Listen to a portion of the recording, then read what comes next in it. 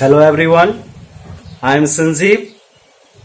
You are most welcome in Science Vision. आज हम आप लोगों को चैप्टर 7 विद्युत धारा के चुंबकीय प्रभाव का एक टॉपिक जो पिछले क्लासों में आप लोगों को पढ़ाया गया था। चुंबकीय क्षेत्र में धारावाही कुंडली पर लगने वाले बल और बल आघूर्ण का व्यंजक और दो लंबे सीधे और समांतर धारावाही चालक के बीच आरोपित बल का व्यंजक से रिलेटेड मैं कुछ प्रॉब्लम आपके साथ शेयर करूंगा। उस प्रॉब्लम को हम लोग सोल्व करेंगे। तो चलिए हम लोग उस प्रॉब्लम को सोल्व करते हैं। तो देखिए प्रश्न दिया हुआ है, दो समांतर तारों के बीच की दूरी ज्ञात करें जबकि उनमें 10 एम्पियर तथा 20 एम्पियर की विद्युत धाराएं हैं तथा वे एक दूसरे को 4 गुने 10⁻³ न्यूटन प्रति मीटर के बल से प्रतिकर्षित करते हैं। इस प्रश्न से आपको इस बात की जानकारी मिलेगी कि दो समांतर तार, तो दो समांतर तार हम खींच लेंगे। ये दो समांतर तार हमने खींचा। एक तार PQ है, दूसरा तार RS है और चूंकि इसमें प्रतिकर्षण हो रहा है और मैंने आपको बताया था कि जब दो समांतर धारावाही चालक तार से होकर समान दिशा में धारा प्रवाहित होती है तो वे एक दूसरे को आकर्षित करते हैं और यदि दोनों से धाराएं विपरीत दिशा में प्रवाहित हो रही हैं तो वे एक दूसरे को प्रतिकर्षित करती। तो इसमें क्या कर रहा है कि जब प्रतिकर्षित होगा तो एक P से Q और दूसरा S से R धाराएं प्रवाहित होगी, अर्थात दोनों एक दूसरे के विपरीत धाराएं प्रवाहित होगी, तभी तो प्रतिकर्षण का बल कार्य करेगा। तो एक पर 10 एम्पियर की धारा है और दूसरे पर 20 एम्पियर की धारा है और इन दोनों के बीच की जो दूरी है स्मॉल r वो ज्ञात नहीं है। अब जो बल आरोपित की जा रही है, चूंकि प्रतिकर्षण का बल है तो जो बल आरोपित की जा रही है उस बल के बारे में आपको बताना है कि वह बल का मान दिया हुआ है। तो आपको अननोन जो दूरी दी गई है उसके बारे में आपको बात करनी है। तो जैसा कि फॉर्मूला के आधार पर आपको पता है कि F = μ0/4π × 2I1 × I2/R। इस फॉर्मूले पर आप मान को पुट कीजिए और वैल्यू को निकालिए। तो चूंकि हमको R चाहिए तो एक काम हम कर सकते हैं, सारे मानों को सबसे पहला बैठाएंगे। 10⁻⁻7 ये μ0/4π का मान है। 2I1 का मान दिया हुआ है 10, I2 का मान 20 और R का मान ज्ञात नहीं है लेकिन F का मान ज्ञात है और वह F का मान 4 × 10⁻³ न्यूटन प्रति मीटर।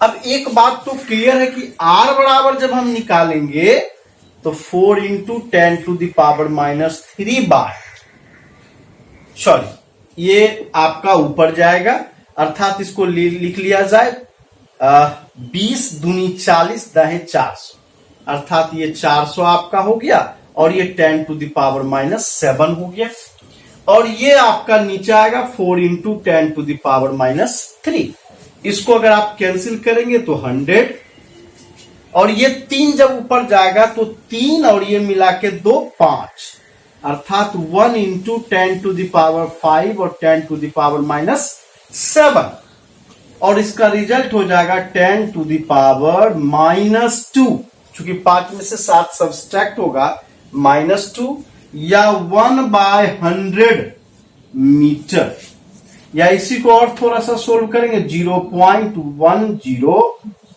ये आपका हो जाएगा 0.01 मीटर। तो इस प्रकार आपने देखा कि दो समांतर तारों के बीच की दूरी अगर ज्ञात करनी हो और धारा समान दिशा में प्रवाहित हो रही हो तो आकर्षण बल, लेकिन यहां धारा तो विपरीत दिशा में प्रवाहित हो रही है, चूंकि ये प्रतिकर्षित कर रहे हैं, तो इसके द्वारा आर का मान हम आसानी से ज्ञात करते हैं, और वह वैल्यू हमारा कितना हो गया 0.01 मीटर। इसको नोट कर लीजिए। अब आपके पास दूसरा प्रश्न है, इस प्रश्न को ध्यान से समझिए। 5 सेंटीमीटर स्क्वायर क्षेत्रफल, इट मीन्स क्या, ये कह रहा है कि एरिया जो दिया गया है वो 5 सेंटीमीटर स्क्वायर। 5 सेंटीमीटर स्क्वायर का मतलब अगर मीटर में कन्वर्ट किया जाए तो ये 10⁻⁻4 मीटर स्क्वायर। तो एरिया है 5 सेंटीमीटर स्क्वायर तथा 100 फेरों वाली, इसका मतलब नंबर ऑफ टर्न्स जो है वो आपका 100 टर्न्स है, 100 फेरा है। आइए अब एक कुंडली 1.5 Tesla, it means capital B, चूंकि टेस्ला जो होता है वह आपका चुंबकीय क्षेत्र की तीव्रता का SI मात्रक होता है, में स्थित है। कुंडली में इतना एम्पियर की धारा, अर्थात I भी दिया है 0.2 एम्पियर की धारा प्रवाहित होती है, और लगने वाला अधिकतम बल आघूर्ण ज्ञात करना है। जैसा कि पिछले वीडियो में मैंने आपको बताया था कि यदि किसी धारावाहिक कुंडली को समरूप चुंबकीय क्षेत्र में स्वतंत्रता पूर्वक घूमने के लिए छोड़ दिया जाए तो चुंबकीय क्षेत्र में घूमने के कारण उस आयताकार धारावाहिक कुंडली के प्रत्येक भुजाओं पर बल आरोपित होता है, और जो बलाघूर्ण का व्यंजक होता है उसका वैल्यू टॉर्क बराबर NIAB साइन थीटा होता है, यह भी बताया गया था। अब चूंकि अधिकतम बल आघूर्ण की बात हो रही है, तो जब अधिकतम बल आघूर्ण की बात होगी तो थीटा का मान 90 डिग्री होगा, ये हमेशा याद रखिएगा। तो number of turns 100 turns, capital I 0.2 ampere, area 5 into 10⁻⁻4, capital B 1.5 Tesla और साइन 90 डिग्री। अब यहां से इसके डिसिमल को आउट करेंगे, यहां से भी इसके डिसिमल को आउट कर लेते हैं। 1 0 1 0 ये भी कैंसिल, 1 0 1 0 ये भी कैंसिल। रिजल्ट हो गया 5 को 2 से मल्टीप्लाई करेंगे 10 और 15 दाएं 150 और इंटू 10⁻⁻4, साइन 90 आपका 1 हो गया। तो कितना हो गया, इसको अगर हम लोग सोल्व कर लें तो 15 इंटू 10⁻³ या 1.5 इंटू 10⁻² न्यूटन मीटर। तो आपने देखा कि अधिकतम बलाघूर्ण का मान जब निकालेंगे तो थीटा इक्वल टू 90 डिग्री होगा, क्योंकि आयताकार जो कुंडली है वह समरूप चुंबकीय क्षेत्र में क्षेत्र के लंबवत स्थित है, और वहां थीटा का मान 90 डिग्री होता है, और 90 डिग्री के केस के कारण आपका बलाघूर्ण का व्यंजक 1.5 इंटू 10⁻⁻² न्यूटन मीटर होता है। तो इसको नोट करें। अब देखिए आपके पास एक तीसरा प्रश्न है। प्रश्न है, दो समांतर तारों में, ये दो समांतर तार ले लेना है जिनकी पारस्परिक दूरी, अर्थात दोनों तारों के बीच की दूरी 0.06 मीटर है, समान धारा एक ही दिशा में प्रवाहित हो रही है, अर्थात ये देखिए समान धारा एक ही दिशा में प्रवाहित हो रही है और दोनों के बीच प्रति मीटर लंबाई पर लगने वाला आकर्षण बल। तो चूंकि जब धारा एक ही दिशा में प्रवाहित होगी तो आकर्षण बल कार्य करेंगे। तो आकर्षण बल का मान दिया हुआ है 3 × 10⁻⁵ न्यूटन। कह रहा प्रत्येक तार में प्रवाहित होने वाली धारा का मान क्या होगा, और यहां यह वैल्यू ज्ञात नहीं है कि धारा कितनी होगी। तो एक काम तो किया जा सकता है, मानते I1 बराबर I2 बराबर I, अर्थात दोनों में समान प्रबलता की धारा प्रवाहित हो रही है, इसको मान लिया जाता है लेट। तो क्या हो जाएगा बाबू, F बराबर μ0/4π इंटू 2 × I/R। इसका मतलब ये हो गया कि μ0/4π इंटू 2I² और ये किसके बराबर, F के बराबर। और ये फोर्स कैसा, अट्रैक्शन फोर्स लग रहा है। तो F का मान दिया हुआ है आपको 3 × 10⁻⁵ और μ0/4π का मान दिया है 10⁻⁷ और 2I² का मान 0.06। एक चीज तो क्लियर है, अगर डिसिमल आउट किया जाए तो 100 हो जाएगा और इसको अगर हम कैंसिल कर दें तो 3 से कैंसिल हो जाएगा, 2 × 6। अब रिजल्ट हमारे पास I² बराबर कितना, 3 को 3 से मल्टीप्लाई करते हैं तो 9 × 10⁻⁵ और बाय यहां से 100 और 7 में से 100 घट गया तो बच गया 10⁻⁵। क्योंकि 7 में से 2 घटा तो 5, तो ये मान कैंसिल हो गए। अर्थात आपका जो फाइनल रिजल्ट आ गया, जिसको आप इस प्रकार से कर सकते हैं, I² बराबर 9 या I बराबर 3 एम्पियर। अब जब I का मान 3 एम्पियर हो गया, इसका मतलब I1 भी और I2 भी, ये दोनों मान 3 एम्पियर। इससे एक चीज तो क्लियर हो गया कि इस धारावाही चालक तार से समान दिशा में समान प्रबलता की धारा, अर्थात ये भी 3 एम्पियर और ये भी 3 एम्पियर प्रवाहित होती है और प्रवाहित होने के कारण इन दोनों पर एक आकर्षण बल कार्य करते हैं। तो चलिए इसको आप नोट कीजिए। तो चलिए क्वेश्चन नंबर 4 की ओर चलते हैं हम लोग कि क्वेश्चन नंबर 4 क्या कह रहा है। क्वेश्चन नंबर 4 कह रहा है दो समांतर तारों में जिनकी पारस्परिक दूरी 0.3 मीटर।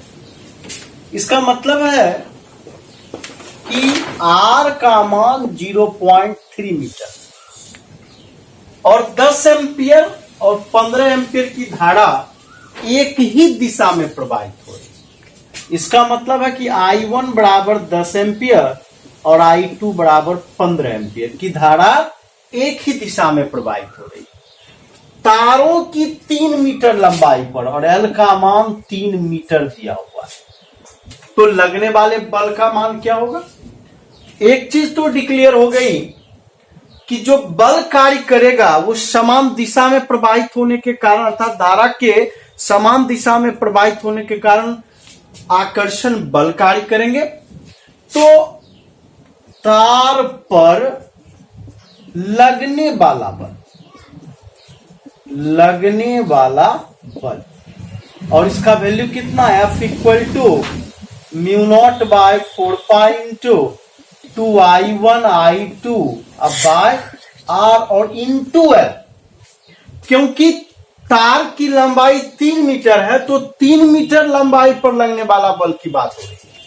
इसका मान 10⁻⁷ और I1 का मान 10 और I2 का मान 15 और R का मान 0.3 और लंबाई आपका 3 मीटर।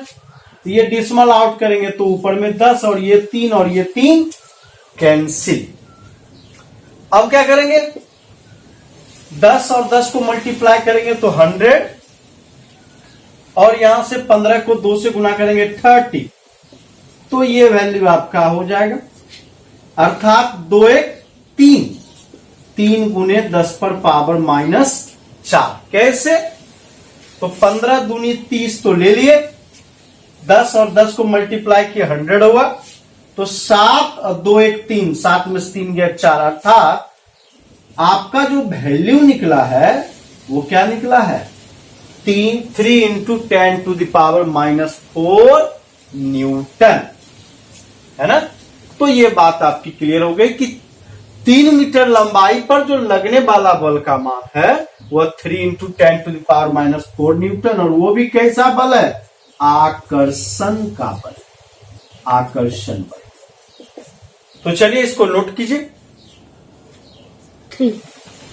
अब देखिए आपके पास एक प्रश्न है, एक 1.6 गुने 10 पर पावर -19 कूलाम आवेश। इसका मतलब है कि Q का मान 1.6 गुने 10 पर पावर -19 कूलम, और यह जो आवेश है इसका वेग है 2i cap plus 3j cap metre प्रति सेकंड का वेग है, और चुंबकीय क्षेत्र जो है वह आपका बी वेक्टर का मान दिया हुआ है 2i cap plus 3j cap weber पर मीटर स्क्वायर है, में गति कर रहा है। आवेश पर कार्यरत बल का परिमाण ज्ञात करें। तो इसका मतलब लॉरेंज बल चाहिए।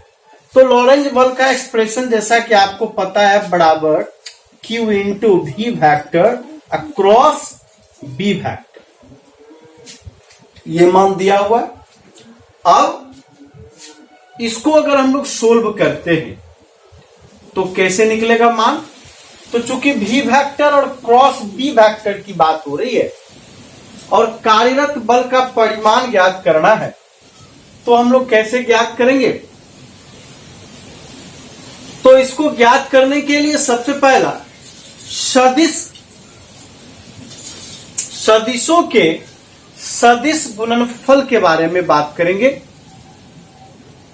और सदिश गुणनफल के बारे में जब बात करेंगे तो हम लोग इसके मान को निकालेंगे। कैसे निकालेंगे, तो जैसा कि आपको पता है कि Q 1.6 into 10 to the power -19 और V vector 2i cap plus 3j cap, और क्रॉस B वेक्टर का मान 2i cap plus 3j cap, ये मान बैठा दिए।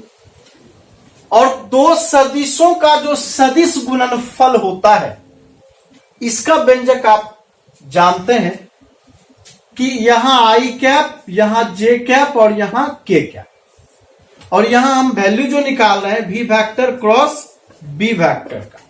i कैप में 2, यहां भी 2, ये 3, ये 3 और k में 0।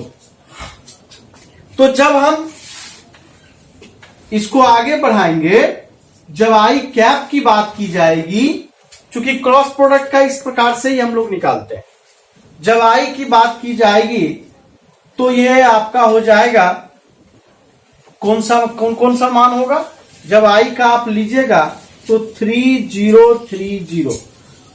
जब j की बात की जाएगी 2200, और जब k की बात की जाएगी तो आपका मान 2233 हो जाएगा। तो इस प्रकार आपने देखा कि इसको सोल्व कैसे किया जाए।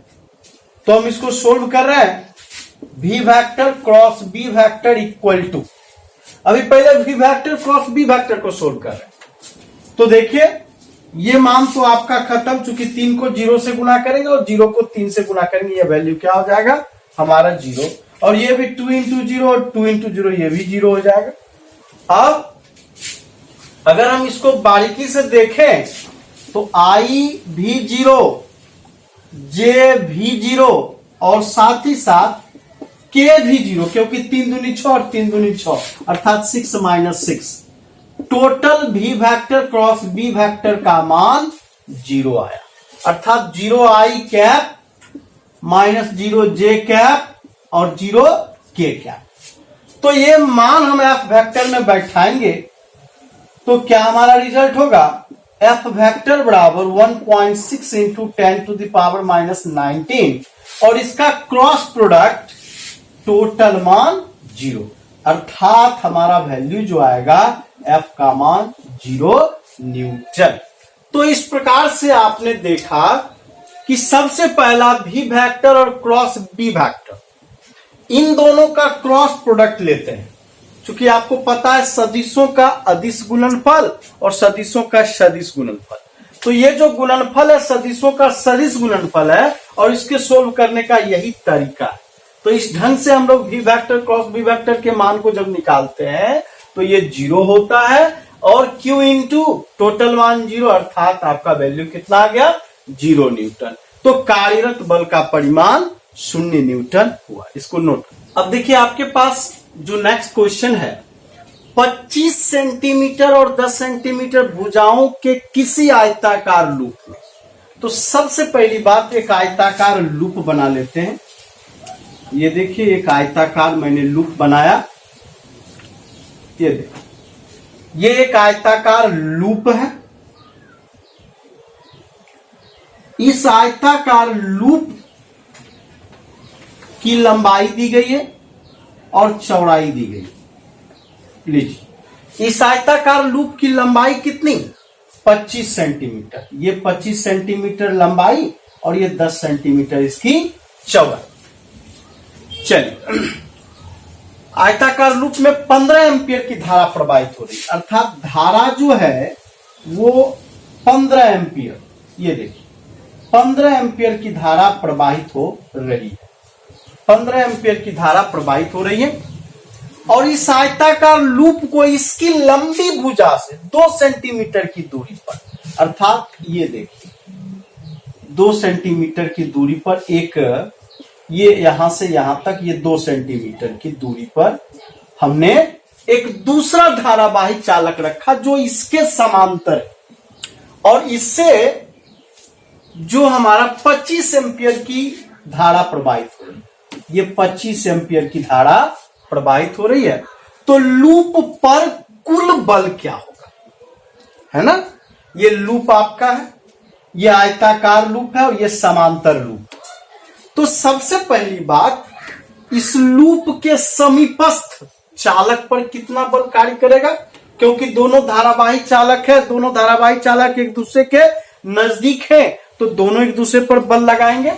तो देखिए यहां से चूंकि इस चालक की बात अगर करें तो यह चालक और इन दोनों चालकों में धारा समान प्रवाहित हो रही है, तो जब समान प्रवाहित होगी तो यहां 15 एम्पियर की धारा प्रवाहित हो रही थी, यहां भी 15 एम्पियर की धारा ही प्रवाहित होगी। तो देखिए सॉल्यूशन में देखते हैं, लूप के समीपस्थ चालक पर लगने वाला बल,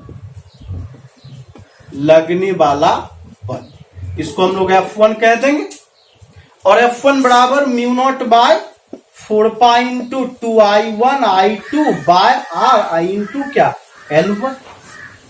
इसको लेंथ लेके चलेंगे। अब यहां से म्यू नॉट बाय 4 पाई का मान 10 टू द पावर माइनस 7 और I1 का मान एक 25 एम्पियर दूसरा 15 एम्पियर, तो 25 और 15 और इसका लेंथ कितना, इसका लेंथ 25 सेंटीमीटर। तो 25 सेंटीमीटर है तो 10 पर पावर माइनस 2 कर दिए, सेंटीमीटर को मीटर में बदल दिए। और दूरी यहां से यहां तक की दूरी कितनी, 2 सेंटीमीटर, तो 2 गुने 10 पर पावर माइनस 2 कर दिए। ये किसके कारण की बात हो रही है, यह आयताकार लूप की इस भुजा के कारण इस भुजा पर लगने वाला बल की बात हो रही है। तो चलिए 2 कैंसिल हो गया हमारा, 25 625 गुने 15 और ये 2 ऊपर जाएगा, ये 2 भी कैंसिल हो गया, अर्थात 10 पर पावर -7 आ गया। और 625 और 15 को अगर हम गुना करते हैं तो गुना करने के बाद देख लीजिए 625 इंटू 15 तो 25, ये 31 25 हो जाएगा और ये 625 हो जाएगा। 5 5 2 7 2 1 3 6 3 9 अर्थात 9375 इंटू 10 टू द पावर -7 या इसको हम लोग 9.375 into 10 to the power -4 newton लेके चलते हैं। ये किसके कारण निकाला गया? ये आयताकार लूप की जो लंबाई है 25 सेंटीमीटर भुजा, इस 25 सेंटीमीटर भुजा के कारण ये जो समांतर धारावाही चालक है इस पर लगने वाला बल के बारे में बात कर रहे हैं। अब अपने पास क्या है? चौड़ाई बल। तो ये जो आपका मान है इसके कारण इस पर अब क्या लगेगा? तो ये 10 सेंटीमीटर और ये 2 सेंटीमीटर, यहां से यहां तक के गैपिंग अर्थात क्या 12 सेंटीमीटर। तो देखिए लूप के दूसरी भुजा के कारण चालक पर लगने वाला बल अब क्या लगेगा बाबू? तो F2 बराबर इसका वैल्यू जो आएगा F2 बराबर μ0/4 into 2I1 I2 by R into ये L2 कर देते हैं। और जब इसकी L2 की बात होगी तो ये टोटल 10 और ये 2 यहां से यहां तक अर्थात 12 सेंटीमीटर पर बात की जाएगी। तो इसके वैल्यू कितने हो जाएंगे? 12 सेंटीमीटर ये हो गया, हमारी दूरी हो गई 12 सेंटीमीटर, ये ध्यान रखना है। और लेंथ L2 है तो इसको हम लोग निकालते हैं F2 बराबर 10 पर power -7 into 2I1 I2। I1 का मान कितना है 15 और इंटू 25 और ये भी 25 सेंटीमीटर है, लेकिन दोनों के बीच का ये 25 सेंटीमीटर की भुजा है, लेकिन इसके कारण हम निकालेंगे क्या हो जाएगा 25 इंटू 10 टू द पावर -2 और ये 10 और 2 12 सेंटीमीटर। तो 12 सेंटीमीटर का मतलब 10 पर पावर -2 ये मान निकल गया। अर्थात F2 का वैल्यू क्या हो गया? ये देखिए यहां से हम लोग सोल्व करते हैं, ये मान को कैंसिल हो गया और यहां से 25 25 625 और 2 छक्का 12 कैंसिल कर लेंगे तो 625 गुने 15 अब बटे 6 क्या हो जाएगा? इसको अगर काट देंगे तो 3 पचे 15, 3 पचे 5 तिया 15 और 2 तिहाई 6। तो हमारा रिजल्ट कितना हो गया? 625 पचे 25, 5 दूनी 10, 10 दू 12, 6 पचे 30, 1 31 बट्टे 31 और 25 बट्टे 2 गुने 10 पर पावर -7 और अगर इसको भाग लगा देंगे हम लोग तो ये हो जाएगा 1.5625 गुने 10 पर पावर -7 है ना, -7 हो गया। फिर से एक बार देख लेंगे -7 15 ये हो जाएगा 156 यहां से, और जब हम इसके डिसिमल पॉइंट को लेते 1.5625 गुने 10 पर पावर -4 न्यूटन। तो ये F2 का मान निकला। तो आपने देखा इसकी 2 भुजाएं, एक इस भुजा के कारण हमने निकाला और एक दूसरी इस भुजा के कारण निकाला। पहली भुजा इसके कारण, दूसरी भुजा इसके कारण। जब पहली भुजा इस 25 सेंटीमीटर के कारण निकाला तो 2 सेंटीमीटर की दूरी पर थी तो उसका निकाल लिया। जब इस भुजा के कारण निकाला तो 25 इस सेंटीमीटर के कारण 10 और 2 12 सेंटीमीटर पर निकाला, अर्थात दूरी अलग अलग बदल गई। जब पहली भुजा के कारण निकाला तो ये मान, जब दूसरी भुजा के कारण निकाला तो वह मान। तो कुल बल कितना होगा? तो चालक पर लगा कुल बल कितना भाई? F1 माइनस F2 किसके बराबर? F के बराबर।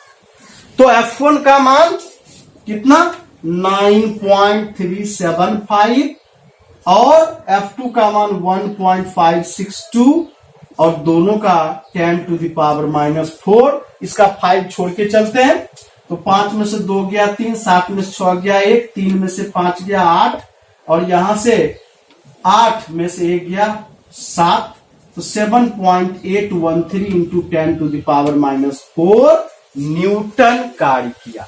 तो आपने देखा कि जब एक लूप के कारण, और बात क्या हुई, ये जो बल हुआ ये दोनों की धारा एक दिशा में है, तो ये जो होगा ये आकर्षण बल कार्य करेगा, ये आकर्षण बल।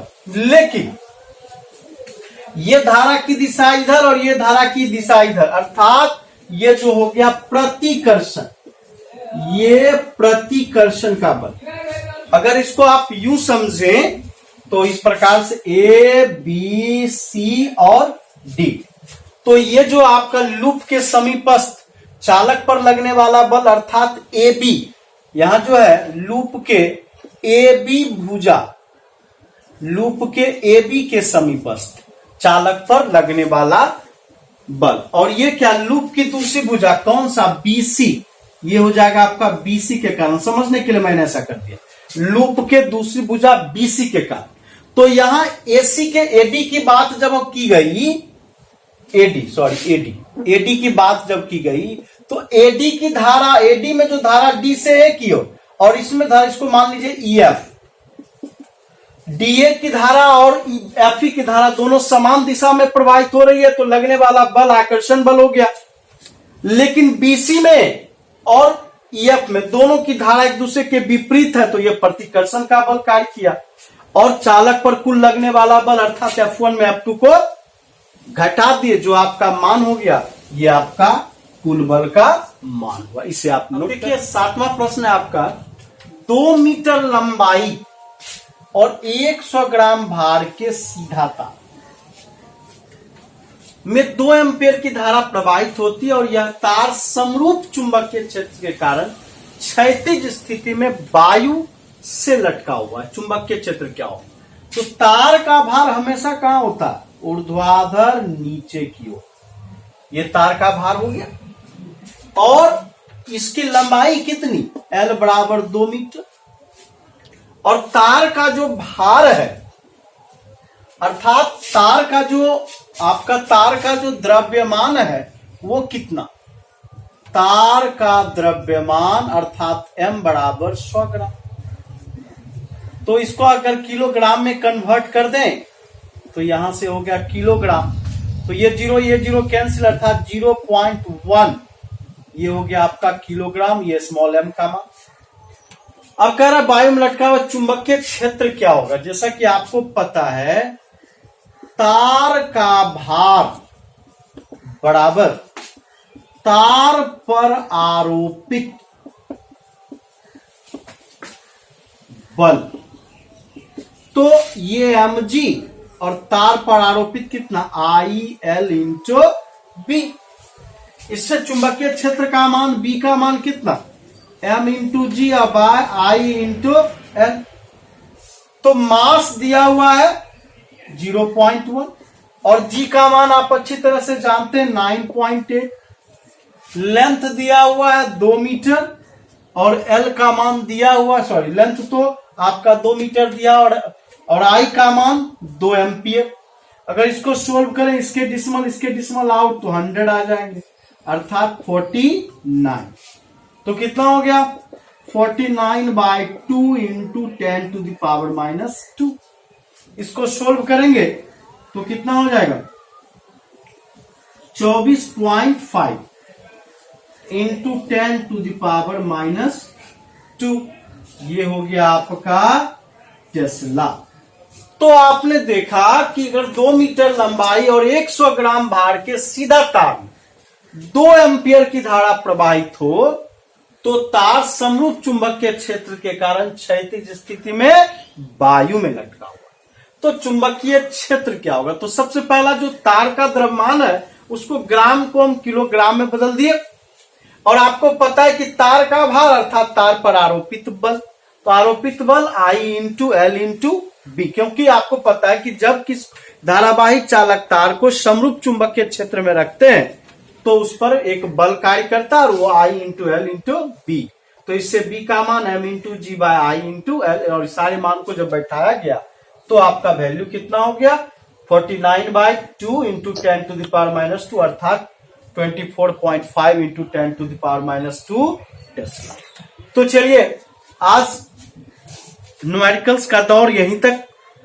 अगले वीडियो अगले टॉपिक के साथ हम लोग देंगे। धन्यवाद।